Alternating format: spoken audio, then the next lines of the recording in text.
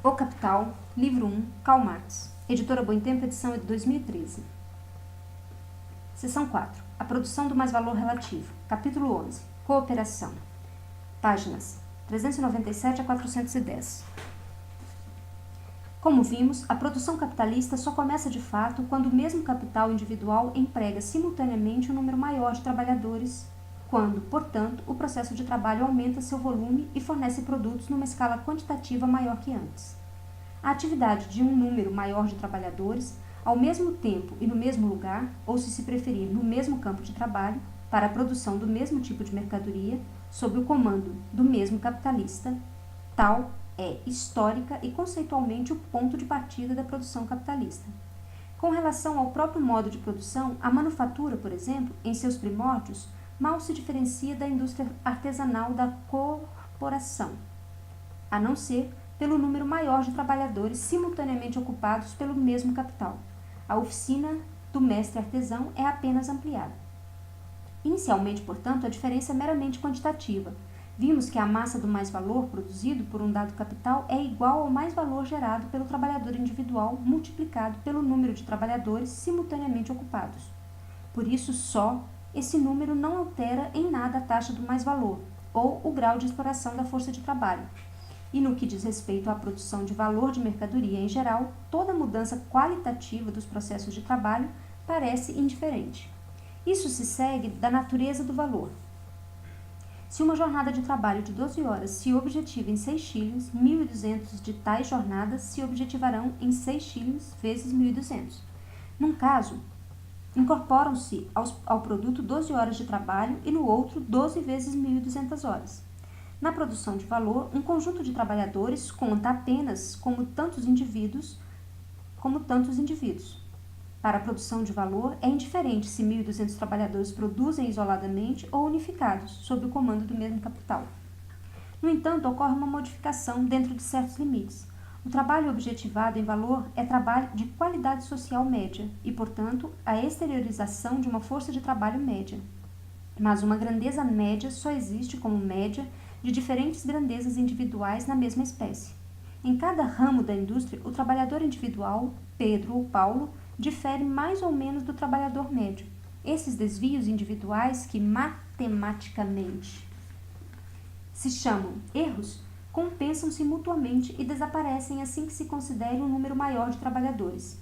Edmund Burke, o célebre sofista e psicofanta, tem a pretensão de saber, a partir de suas experiências práticas como arrendatário, que num pelotão tão ínfimo como de 5 servos rurais, toda a diferença individual do trabalho já desaparece, de modo que um grupo qualquer de 5 servos rurais ingleses, no melhor da idade adulta, executarão um conjunto, ou em conjunto, no mesmo tempo, a mesma quantidade de trabalho que quaisquer outros grupos de 5 servos rurais ingleses.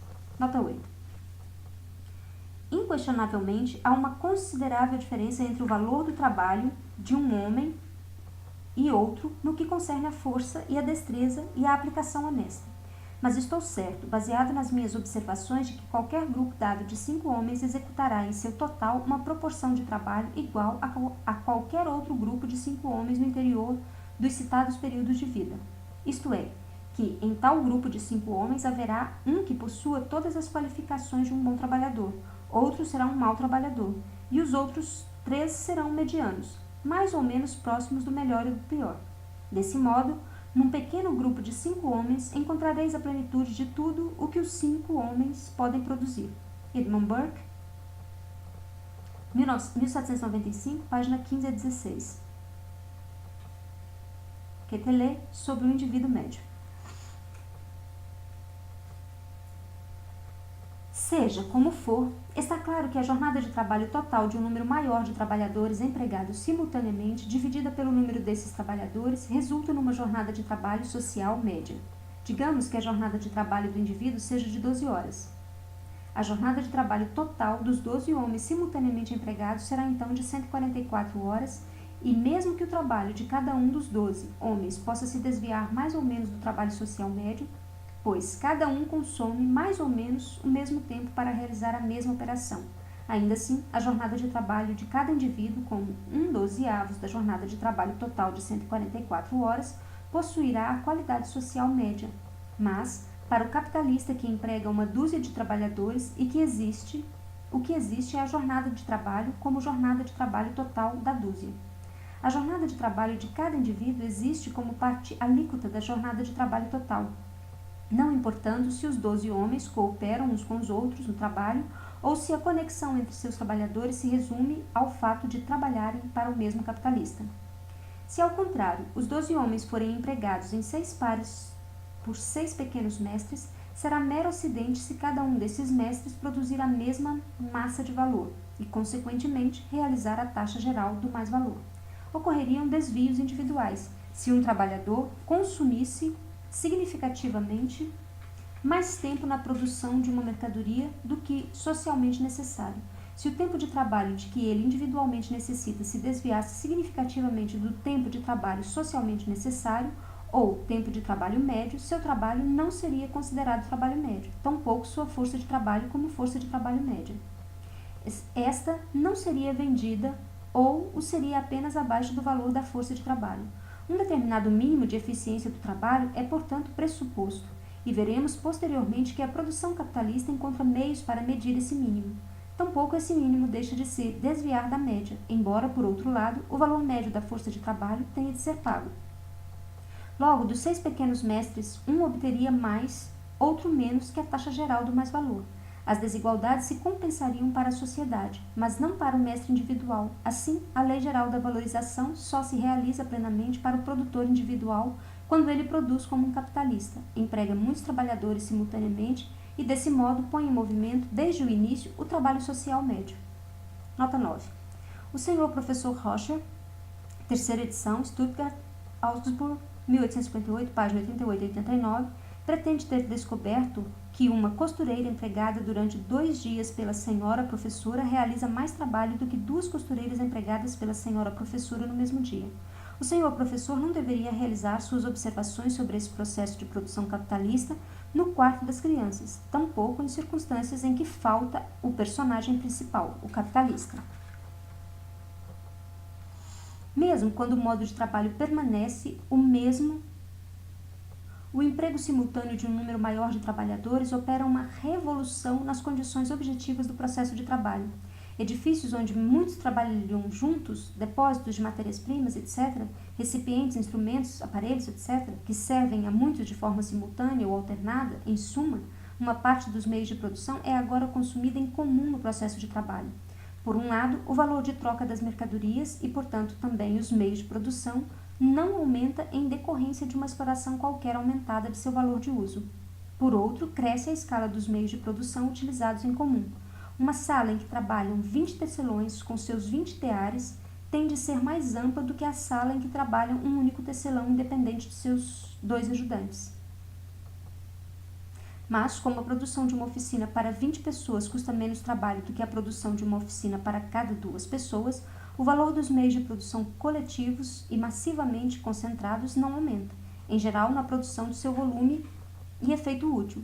Meios de produção consumidos em comum transferem uma parte menor de seu valor ao produto individual, em parte porque o valor total que transferem é simultaneamente repartido por uma massa maior de produtos, e em parte porque a comparação com os meios de produção isolados entram num processo de produção com um valor certamente maior em termos absolutos, porém relativamente menor quando se considera seu raio de ação. Com isso, diminui não apenas um componente do capital constante, como também, na proporção de sua grandeza, o valor total da mercadoria. O efeito é o mesmo que se obteria caso os meios de produção da mercadoria fossem produzidos de forma mais barata. Essa economia na utilização dos meios de produção deriva apenas de seu consumo coletivo no processo de trabalho dos muitos indivíduos, e estes assumem tal caráter de condições do trabalho social ou condições sociais do trabalho em contraste com os meios de produção dispersos e de um custo relativamente alto de trabalhadores, autônomos, isolados ou pequenos mestres, mesmo quando os muitos indivíduos apenas trabalham no meio local sem trabalhar uns com os outros. Parte dos meios de trabalho assumem esse caráter social antes que o próprio processo de trabalho faça. A economia no uso dos meios de produção deve ser considerada em geral sob um duplo ponto de vista. Em primeiro lugar, como barateamento de mercadorias e, com isso, diminuição do valor da força de trabalho. Em segundo, como modificação da relação do mais-valor com o capital total adiantado, isto é, com a soma de valor de seus componentes constantes e variáveis. Este último ponto só será examinado na primeira seção do livro 3, desta obra na qual, em nome do conjunto, também trataremos de outros assuntos que aqui se fariam pertinentes. O curso da análise impõe essa quebra do objeto, a qual corresponde igualmente ao espírito da produção capitalista. Como aqui as condições de trabalho de fato se confrontam com o trabalhador de forma autônoma, também a economia dessas condições aparece como uma operação particular que não lhe diz respeito, e é por isso separada dos métodos que fazem aumentar sua produtividade pessoal. A forma de trabalho dentro da qual muitos indivíduos trabalham de modo planejado, uns ao lado dos outros, e em conjunto no mesmo processo de produção ou em processos de produção diferentes, porém conexos, chama-se cooperação. Nota 10. Estude de Trace, Concurso de Force. Citação. Há inúmeras operações de tipo tão simples que não admitem uma divisão em partes, não podendo ser realizadas sem a cooperação de muitos pares de mãos. Eu citaria como exemplo a operação de colocar um grande tronco de árvore sobre um carro. Em suma, tudo aquilo que não pode ser feito a não ser com a ajuda mútua de muitos pares de mãos, empregadas na execução da mesma tarefa e ao mesmo tempo. A.D. Wakefield, Londres, 1849, página 168. Assim como o poder ofensivo de um esquadrão de cavalaria ou o poder defensivo de um regimento de infantaria são essencialmente diferentes dos poderes ofensivos e defensivos de cada um dos cavaleiros ou soldados de infantaria tomados individualmente, também a soma total das forças mecânicas exercidas por trabalhadores isolados difere da força social gerada quando muitas mãos atuam simultaneamente na mesma operação indivisa. Por exemplo, quando se trata de erguer um fardo pesado, girar uma manivela ou remover um obstáculo. Nota 11.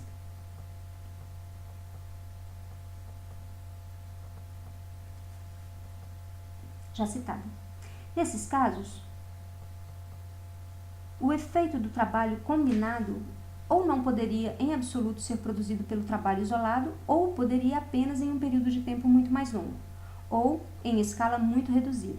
Aqui não se trata somente do aumento da força produtiva individual, por meio da cooperação, mas da criação de uma força produtiva que tem de ser por si mesma uma força de massas. Nota 11a. Enquanto um homem não é capaz de erguer um fardo de 1 tonelada, e 10 homens têm de se esforçar muito para isso, 100 homens conseguem fazê-lo usando cada um deles apenas um de seus dedos. John Baylors, citação página 21. Sem considerar a nova potência que surge da fusão de muitas forças numa força conjunta, o simples contato social provoca, na maior parte dos trabalhos produtivos, emulações e excitações particulares dos espíritos vitais, que elevam o rendimento dos trabalhadores individuais, fazendo com que uma dúzia de indivíduos forneça, numa jornada de trabalho simultânea de 144 horas, um produto total muito maior que o de 12 trabalhadores isolados, cada um deles trabalhando 12 horas, ou que o de um trabalhador que trabalhe 12 horas consecutivos. Nota 12. Há também, quando o mesmo número de homens é empregado por um fazendeiro em 300 acres de terra em vez de 10 fazendeiros, cada um distribuindo uma parte dos homens numa área de 30 acres, uma vantagem na proporção dos servos que não será compreendida facilmente a não ser por homens práticos. Diz-se naturalmente que 1 está para 4, assim como 3 está para 12, mas isso não se conserva na prática, pois em épocas de colheita e em muitas outras operações que exigem um esforço semelhante, o trabalho é realizado melhor e mais rapidamente quando muitas forças de trabalho operam em conjunto. Por exemplo, numa colheita, 2 carroceiros, 2 carregadores, 2 enfaixadores, 2 recolhedores e o restante dos trabalhadores no plagueiro ou no celeiro realizam juntos o dobro de trabalho que o mesmo número realizaria se divididos em grupos e separados em diferentes fazendas. Arbuthnot, Londres, 1773, páginas 7 a 8.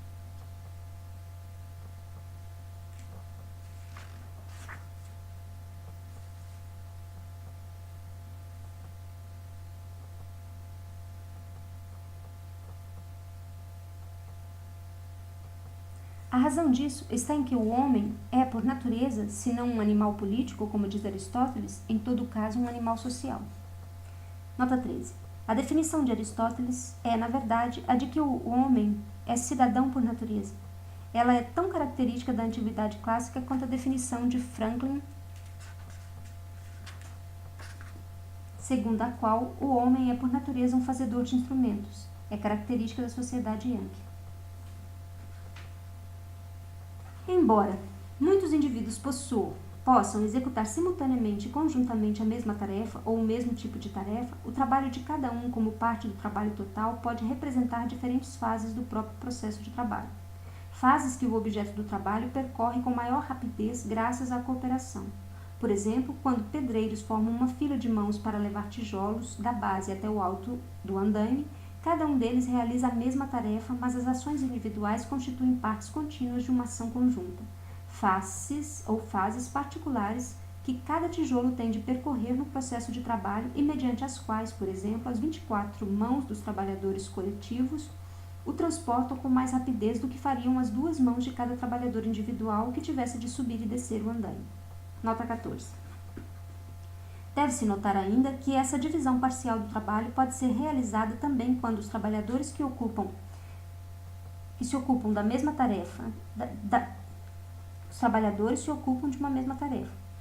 Os pedreiros, por exemplo, que levam tijolos de mão em mão até um patamar superior do andaime, realizam todos a mesma tarefa e, no entanto, há entre eles uma espécie de divisão do trabalho que consiste no fato de que cada um deles faz o tijolo avançar um certo espaço e que todos juntos fazem com que ele alcance o lugar intencionado mais rapidamente do que se cada um deles levasse em separado seu tijolo até o patamar superior. F. Skerbeck, segunda edição, Paris, 1839, tomo 1, páginas 97 a 98. O objeto de trabalho percorre o mesmo espaço em menos tempo. Por outro lado, uma combinação de trabalho ocorre, por exemplo, uma construção é executada simultaneamente por diferentes lados, embora também, nesse caso, os trabalhadores que cooperam realizem tarefas iguais ou da mesma espécie. A jornada de trabalho combinada de 144 horas que ataca o objeto de trabalho por vários lados, pois nela o trabalhador combinado ou coletivo tem olhos e mãos na frente e atrás, sendo em certa medida onipresente, faz avançar o produto total mais rapidamente do que 12 jornadas de trabalho de 12 horas de trabalhadores mais ou menos isolados e que tenham de realizar sua obra de modo mais unilateral. As partes do produto separadas no espaço amadurecem ao mesmo tempo. Ressaltamos anteriormente que os muitos indivíduos que se complementam de forma mútua realizam tarefas iguais ou da mesma espécie, o que demonstra que essa forma mais simples do trabalho coletivo desempenha um grande papel mesmo na forma mais elaborada da cooperação. Se o processo de trabalho é complexo, a simples massa dos que trabalham em conjunto permite distribuir as diferentes operações entre diferentes braços e, desse modo, executá-las simultaneamente, encurtando assim o tempo de trabalho necessário para a fabricação do produto total. Nota 15.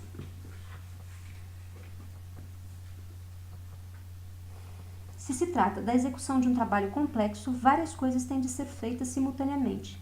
Um faz uma coisa enquanto o outro faz outra, e todos contribuem para o resultado que um único homem não poderia ter produzido.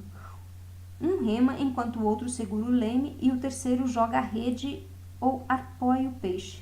E assim a pesca atinge um processo que seria impossível sem essa cooperação. De Tuts, de Trace, citação página 78. Em muitos ramos da produção, há momentos críticos, isto é, épocas determinadas pela própria natureza do processo de trabalho, nas quais se devem obter certos resultados do trabalho. Por exemplo, se é preciso tosquiar um rebanho de ovelhas ou ceifar e colher uma dada plantação de trigo, a quantidade e a qualidade do produto dependem de a cooperação ou a operação começar e terminar em um determinado momento. Nesse caso, o período de tempo que o processo de trabalho deve ocupar é um período prescrito, tal como ocorre, por exemplo, na pesca do arenque. Um indivíduo não pode recortar de seu dia uma jornada de trabalho maior que, digamos, 12 horas, mas a cooperação de 100 indivíduos, por exemplo, expande uma jornada de 12 horas a uma jornada de trabalho de 1.200 horas. A brevidade do prazo de trabalho é compensada pela grande massa de trabalho que, no momento decisivo, é lançado no campo de produção. A realização da tarefa no tempo apropriado depende aqui da aplicação simultânea de muitas jornadas de trabalho combinadas. A amplitude do efeito útil depende do número de trabalhadores, sendo tal número, porém, sempre menor do que o número de trabalhadores que realizariam isoladamente a mesma quantidade de trabalho, no mesmo período de tempo. Nota 16. Sua realização do trabalho na agricultura, no momento decisivo, tem um efeito ainda maior. J. Arbuthnot. Citação, página 7. Na agricultura não há nenhum fator mais importante do que o fator do tempo. Justus von Liebig, 1856, página 23. É por falta dessa cooperação que na parte oeste dos Estados Unidos uma grande quantidade de cereal é anualmente desperdiçada, e o mesmo ocorre com o algodão naquelas partes da Índia Oriental onde o domínio inglês destruiu o antigo sistema comunal. Nota 17. Outro mal que dificilmente se espera encontrar num país que exporta mais trabalho do que qualquer outro no mundo, com exceção talvez da China e da Inglaterra, consiste na impossibilidade de se conseguir um número suficiente de mão de obra para a colheita do algodão. Em consequência disso, grandes quantidades de algodão permanecem sem ser colhidas, enquanto uma outra parte é recolhida da terra depois de caída e, obviamente, já amarelada e parcialmente apodrecida, de modo que, em virtude da falta de trabalhadores na estação certa, o plantador é obrigado a conformar-se com a perda de uma grande parte daquela colheita tão aguardada na Inglaterra. Bengal, Horkaru, 22 de julho de 1861. Por um lado, a cooperação possibilita estender o âmbito espacial do trabalho, razão pela qual é exigida em certos processos devido à própria configuração espacial do objeto de trabalho, como na drenagem da terra, no represamento, na irrigação, na construção de canais, estradas, ferrovias, etc. Por outro lado, ela torna possível, em proporção à escala de produção, o estreitamento especial da área de produção. Essa limitação do âmbito espacial do trabalho e a simultânea aplicação de sua esfera de atuação que poupa uma grande quantidade de Fuchsfrei, custos mortos, é resultado de conglomerações dos trabalhadores, da reunião de diversos processos de trabalho e da concentração dos meios de produção. Nota 18. Com o progresso no cultivo, todo o capital e todo o trabalho que antes eram dispersos por 500 acres e talvez por uma área ainda maior, concentra-se agora no cultivo mais intensivo de 100 acres.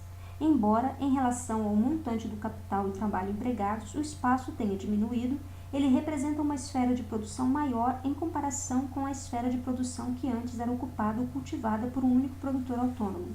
R. Jones, parte 1, página 191.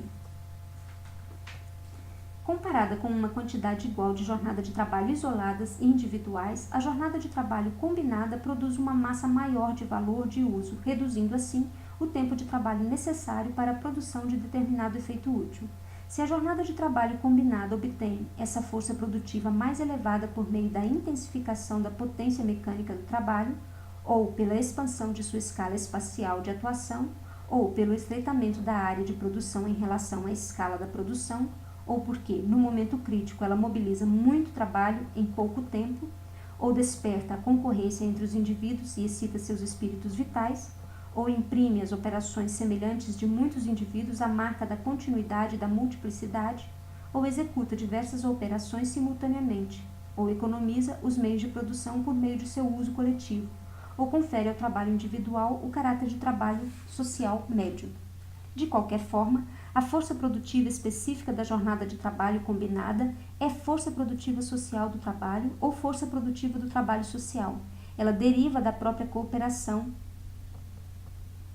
ao cooperar com outros de modo planejado. O trabalhador supera suas limitações individuais e desenvolve sua capacidade genérica. Nota 19. A força do homem individual é mínima, mas a reunião das forças mínimas forma uma força total maior do que a soma dessas forças, de modo que a mera reunião das forças pode diminuir o tempo e aumentar o espaço de sua ação. J. R. Carlin, citado em P. Very, Verri, citação tomo 15, página 196. Se os trabalhadores não podem cooperar diretamente uns com os outros, sem estar juntos, de modo que sua aglomeração num determinado local é condição de sua cooperação, os trabalhadores assalariados não podem cooperar sem o mesmo capital. O mesmo capitalista os empregue simultaneamente, comprando ao mesmo tempo, portanto, suas forças de trabalho. O valor total dessas forças de trabalho, ou a soma dos salários dos trabalhadores por um dia, uma semana e etc., tem, pois, de estar reunido no bolso do capitalista antes de as próprias forças de trabalho serem reunidas no processo de produção. O pagamento de 300 trabalhadores de uma vez, ainda que por um só dia, exige um dispêndio maior de capital do que o pagamento de poucos trabalhadores semanalmente, durante o ano inteiro. Portanto, o número de trabalhadores que cooperam ou a escala da cooperação depende inicialmente da grandeza do capital que o capitalista individual pode desembolsar na compra da força de trabalho, isto é, da medida em que cada capitalista dispõe dos meios de subsistência de muitos trabalhadores. E com o capital constante se dá o mesmo que com o capital variável. O gasto com matéria-prima, por exemplo, é 30 vezes maior para um capitalista que emprega 300 trabalhadores do que para cada um dos 30 capitalistas que empregam 10 trabalhadores de cada vez. Ainda que o volume de valor e a massa material dos meios de trabalho utilizados coletivamente não cresçam na mesma proporção do número de trabalhadores empregados, esse crescimento consideravelmente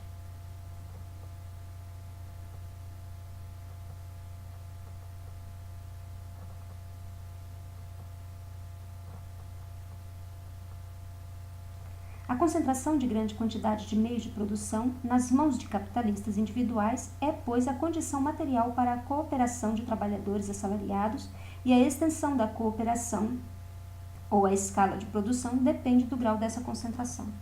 Num primeiro momento, certa grandeza mínima de capital individual pareceu ser necessária para que o número de trabalhadores simultaneamente explorados e, consequentemente, a massa do mais-valor produzido fosse suficiente para liberar o próprio empregador do trabalho manual, para convertê-lo de um pequeno patrão num capitalista e, assim, estabelecer formalmente a relação capitalista. Agora, essa grandeza mínima aparece como condição material para a transformação de muitos processos de trabalhos individuais.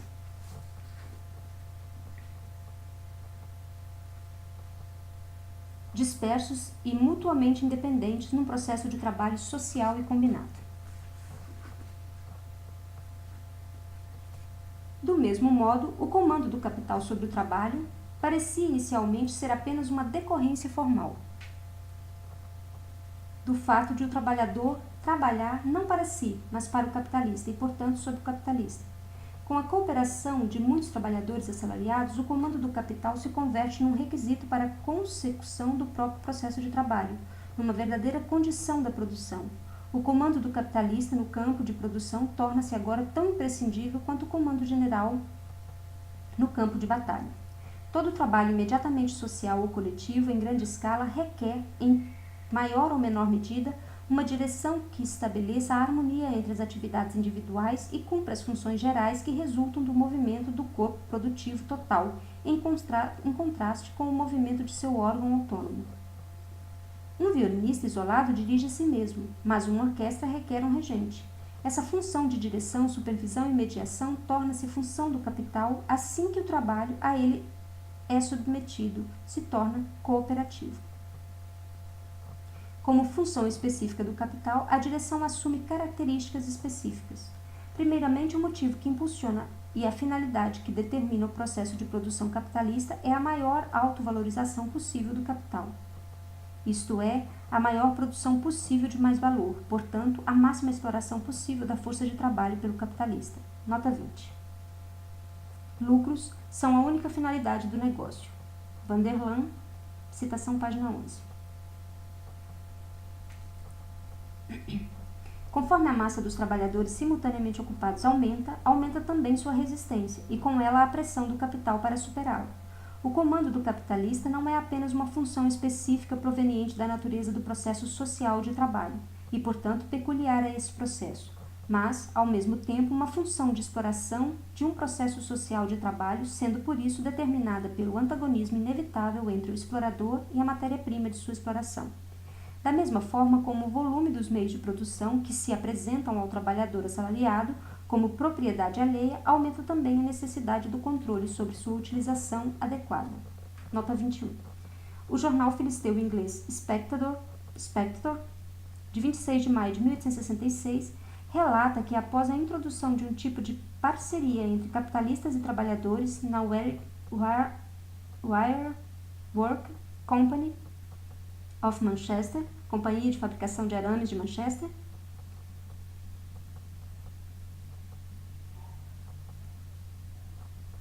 conduziu ao primeiro resultado, que foi uma redução repentina dos desperdícios de material, pois os trabalhadores não compreendiam por que deveriam desperdiçar mais sua propriedade do que a dos capitalistas. E desperdício de material talvez seja, ao lado das dívidas não recebidas, a maior fonte de prejuízos nas fábricas. O mesmo jornal descobriu como falha principal dos Rochdale, ou experimentos cooperativistas de Rochdale, que eles comprovaram que as associações de trabalhadores podem gerir com sucesso lojas, fábricas e quase toda forma de indústria, e eles melhoraram imensamente a condição dos homens, porém não deixaram nenhum lugar visível para capitalistas. Que horror!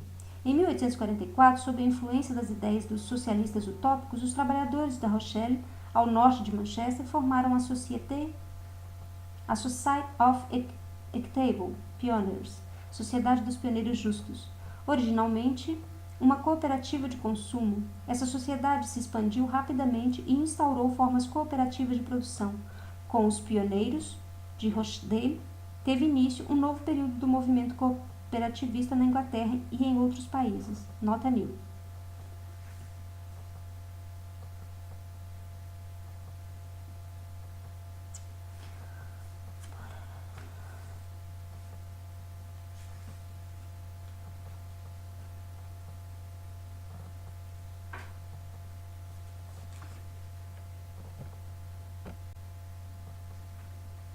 A cooperação dos assalariados é, além disso, um mero efeito do capital que os emprega simultaneamente. A interconexão de suas funções e sua unidade como corpo produtivo total reside fora deles, no capital, que os reúne e os mantém unidos.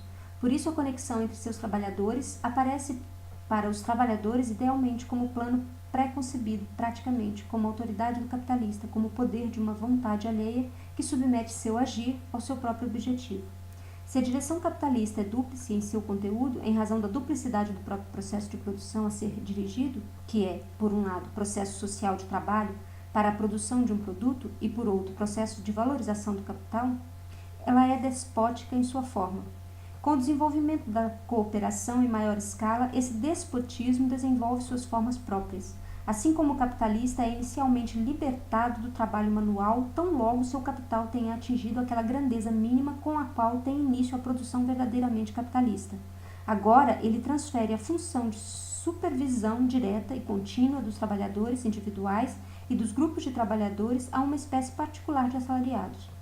Do mesmo modo que um exército necessita de oficiais militares, uma massa de trabalhadores que coopera sob o comando do mesmo capital necessita de oficiais gerentes, e suboficiais capatazes, foremen, overlookers, countermeasures, industriais que exerçam o comando durante o processo de trabalho em nome do capital. O trabalho de supervisão torna-se uma função fixa e exclusiva, ao comparar o modo de produção de camponeses independentes ou de artesãos autônomos com a economia das plantações baseadas na escravidão, o economista político computa esse trabalho de supervisão como parte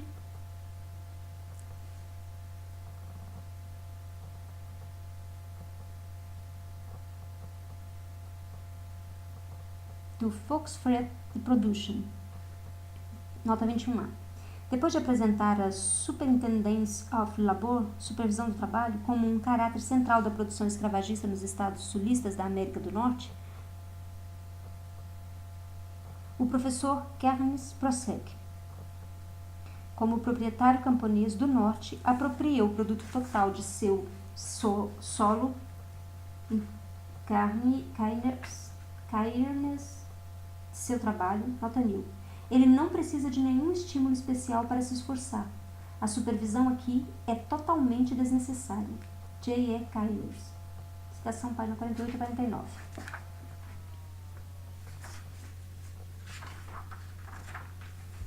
Já quando considera o modo de produção capitalista, ao contrário, ele identifica a função de direção proveniente da natureza do processo coletivo de trabalho com a mesma função, porém condicionada pelo caráter capitalista, e por isso antagônico desse processo. Nota 22. Sir James Stewart, que se sobressai por seu olhar atento às diferenças caracteristicamente sociais entre os vários modos de produção, observa: porque grandes empresas manufatureiras destroem as oficinas domésticas senão pelo fato de estarem mais próximas da simplicidade do trabalho escravo? In Prince of Poe Economic, Londres, 1767, volume 1, páginas 167 a 168.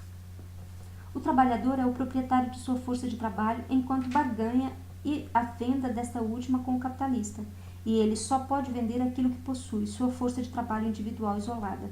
Esse estado de coisas não se altera de modo algum pelo fato de o capitalista comprar 100 forças de trabalho em vez de uma, ou contratar 100 trabalhadores independentes entre si em vez de apenas um. Ele pode empregar os 100 trabalhadores sem fazê-los cooperar. Desse modo, o capitalista paga o valor das 100 forças de trabalho independentes, mas não paga a força de trabalho combinada dessa centena. Como pessoas independentes, os trabalhadores são indivíduos isolados que entram numa relação com o mesmo capital, mas não entre si. Sua cooperação começa somente no processo de trabalho, mas então eles já não pertencem mais a si mesmos. Com a entrada no processo de trabalho, são incorporados ao capital. Como cooperadores, membros de um organismo laborativo, eles próprios não são mais do que um modo de existência específico do capital. A força produtiva do trabalhador desenvolve como trabalhador social, é, assim, força produtiva do capital. A força produtiva social do trabalho se desenvolve gratuitamente sempre que os trabalhadores se encontrem sob determinadas condições, e é o capital que os coloca sob essas condições, pelo fato de a força produtiva social do trabalho não custar nada ao capital e, por outro lado, não ser desenvolvida pelo trabalhador, antes que seu próprio trabalho pertença ao capital. Esta aparece como força produtiva que o capital possui por natureza, como sua força produtiva imanente. Nota 22a. Assim, Auguste Comte e sua escola poderiam ter provado a necessidade eterna dos senhores feudais do mesmo modo como fizeram com a relação dos senhores do capital. O efeito da cooperação simples se apresenta de modo colossal nas obras gigantescas dos antigos asiáticos, egípcios, etruscos, etc. Citação. Em épocas passadas, ocorreu que esses estados asiáticos, depois do custeio de seus gastos civis e militares, encontraram-se em posse de um excedente de meios de subsistência que podiam empregar em obras de suntuosidade ou utilidade. Seu comando sobre as mãos e os braços de quase toda a população não agrícola e a exclusividade que o monarca e os sacerdotes detinham na gerência de tal excedente garantiam-lhes os meios para a construção daqueles pretensos colossais, portentosos monumentos, com os quais cobriram o país. O deslocamento de estátuas colossais e massas enormes, cujo transporte causa assombro, empregou-se quase exclusivamente trabalho humano, e com grande prodigalidade. O número de trabalhadores e a concentração de seus esforços eram suficientes. Do mesmo modo, vemos enormes recifes de corais emergindo das profundezas do oceano, formando ilhas e se constituindo em terra firme, embora cada depositante individual seja ínfimo, débil e desprezível. Os trabalhadores não agrícolas de uma monarquia asiática têm muito pouco a contribuir para uma obra além de seus esforços físicos individuais, mas seu número é sua força, e foi o poder da direção sobre essas massas que originou aquela obra prodigiosa. O que possibilitou tais empreendimentos foi a concentração de uma ou poucas mãos das rendas das quais vivem os trabalhadores.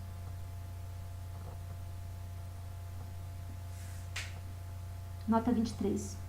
Henry Jones, páginas 77 a 78, as coleções da antiga Assíria, Egito, etc., em Londres e outras capitais europeias, nos transformam em testemunhas oculares desses processos cooperativos de trabalho.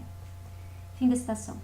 Na sociedade moderna, esse poder dos reis asiáticos e egípcios ou teocratas etruscos migrou para o capitalista, quer ele se apresente como capitalista isolado, quer como sociedade por ações como capitalista combinado. A cooperação no processo de trabalho, tal como a encontramos predominantemente nos primórdios da civilização humana, entre os povos caçadores, ou, por exemplo, na agricultura da comunidade indiana, baseia-se, por um lado, na propriedade comum das condições de produção e, por outro, no fato de que o indivíduo isolado desvencilhou-se tão pouco do cordão umbilical da tribo ou da comunidade quanto uma abelha da colmeia. Essas duas características distinguem essa cooperação da cooperação capitalista. A aplicação esporádica da cooperação em grande escala no mundo antigo, na Idade Média e nas colônias modernas, repousa sobre relações imediatas de domínio e servidão, principalmente sobre a escravidão. A forma capitalista, ao contrário, pressupõe, desde o início, o trabalhador assalariado, livre, que vende sua força de trabalho ao capital. Historicamente, porém, ela se desenvolve em oposição à economia camponesa e à produção artesanal independente, assumindo esta última a forma de guilda ou não. Nota 24. A pequena economia camponesa e a produção das oficinas independentes, que, em parte, são a base do modo de produção feudal e, em parte, aparecem ao lado do modo de produção capitalista, depois da dissolução do feudalismo, constituem, ao mesmo tempo, a base econômica da comunidade clássica em sua melhor época, depois de ter se dissolvido a primitiva propriedade comum oriental e antes de a escravatura tornar-se ou ter se apoderado seriamente da produção. Diante delas, não é a cooperação capitalista que aparece como uma forma histórica específica da cooperação, mas, ao contrário, é a própria cooperação que aparece como uma forma histórica peculiar do modo de produção capitalista, como algo que o distingue especificamente. Assim como a força produtiva social do trabalho desenvolvida pela cooperação aparece como força produtiva do capital, também a própria cooperação aparece como uma forma específica do processo de produção capitalista, contraposta ao processo de produção de trabalhadores autônomos e isolados, ou mesmo de pequenos mestres. É a primeira alteração que o processo de trabalho efetivo experimenta em sua subsunção ao capital. Tal alteração ocorre natural e espontaneamente. Seu pressuposto, a ocupação simultânea de um número maior de trabalhadores assalariados no mesmo processo de trabalho, constitui o ponto de partida da produção capitalista, que, por sua vez, coincide com a existência do próprio capital. Se, portanto, o modo de produção capitalista se apresenta, por um lado, como uma necessidade histórica para a transformação do processo de trabalho num processo social, essa forma social do processo de trabalho se apresenta, por outro lado, como um método empregado pelo capital para explorá-lo de maneira mais lucrativa por meio do aumento de sua força produtiva. Em sua configuração simples, que consideramos até o momento, a cooperação coincide com a produção em maior escala, porém não constitui uma forma fixa, característica de um período particular de desenvolvimento do modo de produção capitalista. No máximo, ela se aproxima dessa forma nos primórdios ainda artesanais da manufatura, e em toda a espécie de grande agricultura que corresponde ao período manufatureiro e só se distingue essencialmente na economia camponesa pela quantidade de trabalhadores simultaneamente empregados e pelo volume de meios de produção concentrados. Nota 25. Não é a união da habilidade, diligência e emulação de muitos juntos na mesma obra, o caminho para levá-la adiante. E, de outro modo, teria sido possível à Inglaterra elevar sua manufatura de lã a tal grau de perfeição? Berkeley, Londres, 1750, página 56, inciso 521. A cooperação simples continua a predominar naqueles ramos de produção em que o capital opera em grande escala, sem que a divisão do trabalho ou a maquinaria desempenhe seu papel significativo. A cooperação continua a ser a forma básica do modo de produção capitalista, embora sua própria configuração simples apareça como forma particular ao lado de suas formas mais desenvolvidas.